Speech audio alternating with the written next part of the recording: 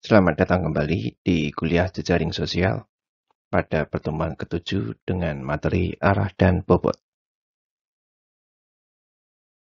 Link berarah pada jaringan berarah mempunyai sebuah node sumber dan sebuah node tujuan. Link berarah biasanya digambarkan sebagai sebuah panah menunjuk dari sumber ke tujuan. Sebuah jaringan dengan link berarah disebut jaringan berarah. Jika dalam jaringan tak berarah, setiap node mempunyai derajat atau degree. Dalam jaringan berarah, setiap node mempunyai in degree, jumlah link masuk, dan out degree, jumlah link keluar. Contoh jaringan berarah adalah web, dengan hyperlink dari laman A ke laman B, sementara laman B mungkin tidak mempunyai link ke laman A. Sejarah web, pada awal tahun 90-an, tim Berners-Lee memperkenalkan sebuah model hyperlink berarah yang sangat mudah direalisasikan karena semua orang dapat melinkkan sebuah laman ke laman lain tanpa mempedulikan timbal balik maupun ketersediaan laman yang di-link. Banyak orang mulai menulis laman web menggunakan bahasa hypertext Berners-Lee untuk konten web. Lahirlah web. Kunci sukses web adalah link. Tiap halaman mempunyai alamat web disebut URL, Uniform Resource Locator, untuk mempermudah melink dari satu laman ke laman lain. Web awalnya adalah sebuah jaringan memisahkan antara produser informasi dan konsumernya. Pada waktu itu, membuat situs web membutuhkan kemampuan yang tidak dimiliki kebanyakan orang. Kemunculan jurnal daring yang disebut weblog atau blog mengubah hal tersebut. Blog segera menjadi segmen web yang bertumbuh paling cepat. Ini adalah aspek penting dari revolusi Web 2.0. Selain memudahkan orang untuk berbagi informasi melalui blog, web juga memudahkan orang untuk berbagi foto, film, dan segala macam media lain melalui situs seperti Instagram dan YouTube. Dari perspektif sebuah jaringan, konsep sebuah node diperluas untuk menggambarkan apapun yang mempunyai URL, dari laman, orang, situs, pemikiran, foto, lagu, film, artikel, dan lain-lain. Konsep link juga diperluas karena sembarang objek dapat menunjuk ke sembarang objek lain. Ya, di sini adalah cara kerja web. Jadi di sini ada komputer, dia membuka web browser, mengetikkan alamat ya dari klien gitu ya, mengetikkan alamat. Nah, alamat ini harus diubah dulu ke alamat IP ya, alamat host diubah dulu ke alamat IP dengan cara menghubungi DNS server.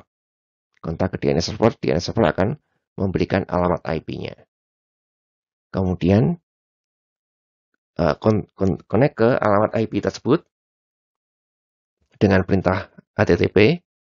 Kemudian dari server akan dikembalikan halaman web. Nah, ini adalah cara kerja dari web.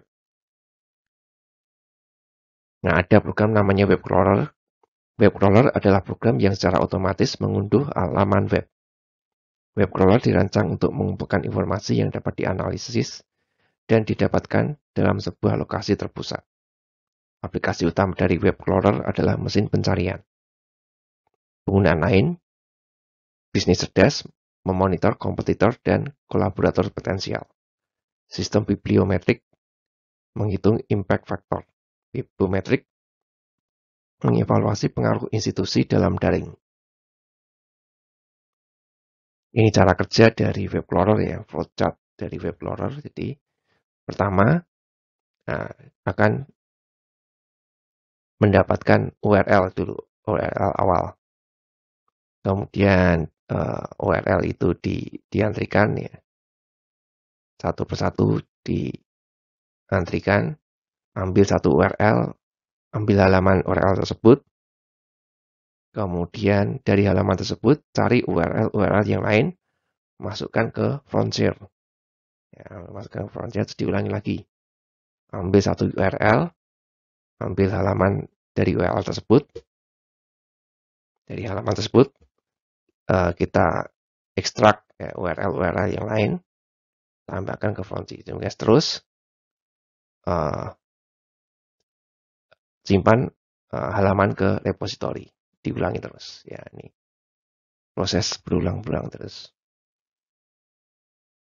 Nah, struktur webnya, ini core-nya nih, website-nya ya, situs webnya ini core nih.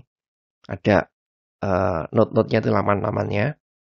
Nah, ada node yang melink ke node di situs itu sendiri ya, link internal itu yang kita nyebutnya. Ada yang melink keluar dari situs, link eksternal. Ada juga laman dari luar yang melink ke laman situs. Ya, ada laman dari luar melink ke laman situs. Ada juga laman-laman lain yang tidak terkoneksi ke situs itu sendiri. Nah, itu struktur dari web. Nah, kualitas topik. Sebelumnya kita telah mendefinisikan homofili sebagai kecenderungan node serupa akan terhubung. Homofili dalam jaringan informasi dapat diekspresikan sebagai kemampuan menebak isi sebuah laman dengan melihat isi laman tetangganya. Dua laman yang topiknya berelasi akan melink satu sama lain, atau terkoneksi dalam jalur yang pendek. Kita sebut jaringan seperti di atas sebagai jaringan yang mempunyai lokalitas topik. Nah, PageRank adalah algoritma ranking sebagai komponen kritis dari mesin pencarian. Tahun 1998, Sergey Brin dan Larry Page memperkenalkan PageRank sebagai komponen mesin pencarian yang disebut Google. PageRank adalah sebuah algoritma atau prosedur untuk menghitung ukuran sentralitas yang bertujuan menangkap prestis atau pentingnya setiap node, biasanya digunakan dalam jaringan berarah. Algoritma ranking mesin pencarian dapat menggunakan nilai PageRank, dikombinasikan dengan banyak faktor lain, seperti kecocokan antara query dan teks laman untuk mengurutkan hasil query. Jaringan berbobot. Sejauh ini kita fokus pada jaringan tak berbobot. Link mempunyai natur biner. Ada atau tidak ada link antar dua node. Itu jaringan tak berbobot. Koneksi antar entitas dunia nyata jarang sekali bersifat demikian. Seringkali link mempunyai atribut yang membuat kita bisa membandingkan dua koneksi dan menentukan mana yang lebih kuat. Dalam jejaring sosial, seseorang akan sering melike posting dari teman dekatnya dibandingkan teman yang hanya kenal saja. Dalam web, beberapa link lebih sering diklik dibandingkan link lain. Dalam transportasi udara, beberapa penerbangan memiliki lebih banyak penumpang dibanding penerbangan lain. Kita menggunakan bobot link untuk menggambarkan ukuran penting seperti jumlah like, jumlah klik, jumlah penumpang. Kita menggunakan jejaring difusi informasi sebagai studi kasus. Dalam jejaring ini, node menggambarkan orang dan link menggambarkan potongan informasi, yaitu ide, konsep, berita, atau perilaku yang dikirimkan dari orang ke orang. Unit informasi yang dapat dikirimkan disebut meme. Gambar dengan judul hanyalah satu jenis meme internet. Menggunakan data dari Twitter, kita dapat membangun berbagai macam jejaring difusi, menangkap berbagai macam cara meme menyebar, lewat retweet, quote retweet, mention, dan reply. Dalam membangun sebuah jejaring difusi, kita harus terlebih dahulu merumuskan meme yang penyebarannya akan kita analisis. Sebagai contoh, ketika menginvestigasi misinformasi daring, kita akan menelusuri cerita dari sumber kredibilitas rendah yang secara rutin menyebarkan berita palsu, hoax, teori konspirasi, konten yang sangat berpihak, clickbait, atau ilmu pengetahuan palsu. Setelah membangun jejaring difusi, kita bisa mengamati beberapa fitur. Apakah informasi tersebar merata di jaring atau terkonsentrasi di dalam kelompok node yang padat dan terpisah.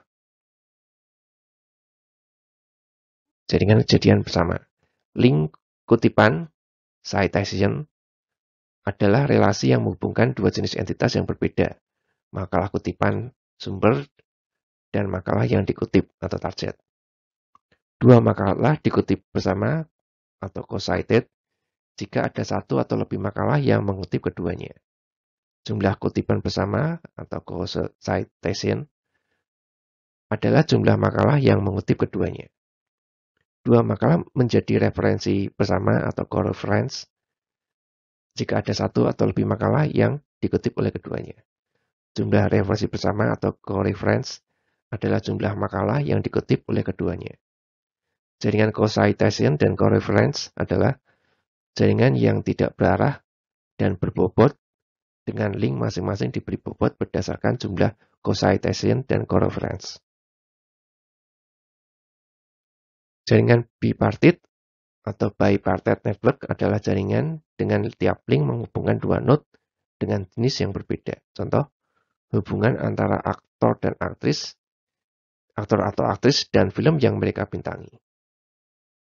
Dari jaringan bipartit ini kita dapat membuat jaringan antara aktor-aktris yang pernah secara bersama membintangi atau co-star film. Link dalam jaringan co-star dapat dihitung berdasarkan jumlah film yang dibintangi oleh kedua orang tersebut.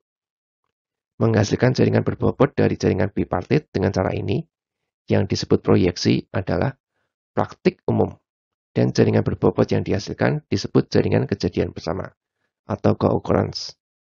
Karena link menggambarkan dua entitas dari jenis yang satu, yang terjadi bersama-sama dalam asosiasi dengan satu atau lebih entitas dari jenis yang lain. Dalam jaringan berbobot, bobot link dapat membawa informasi penting tentang proses atau hubungan yang dimodelkan oleh jaringan. Link dengan bobot yang berbeda bisa menggambarkan asosiasi yang sangat berbeda. Contoh jaringan lalu lintas mencakup jaringan transportasi udara dan lainnya. Dengan bobot menggambarkan penumpang atau penerbangan antar bandara atau mobil di antara persimpangan. Internet dengan bobot menunjukkan paket atau bit data antar router, dan Wikipedia dengan bobot mewakili klik antar artikel. Demikian materi kita pada pertemuan kali ini. Jika ada pertanyaan, bisa dituliskan di kolom komentar. Terima kasih.